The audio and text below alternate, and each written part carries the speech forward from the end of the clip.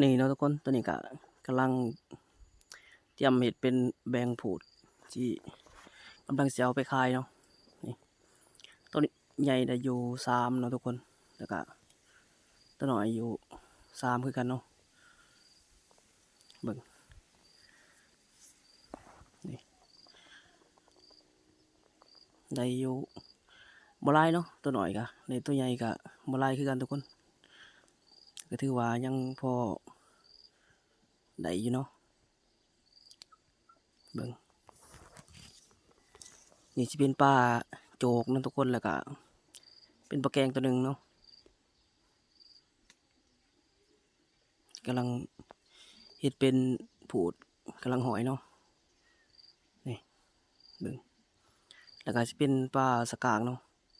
เดี๋ยวถ่ายเบิ่งอีกทุกคนยังตัวหนึ่งเนาะสิเป็นปลาตองทุกคน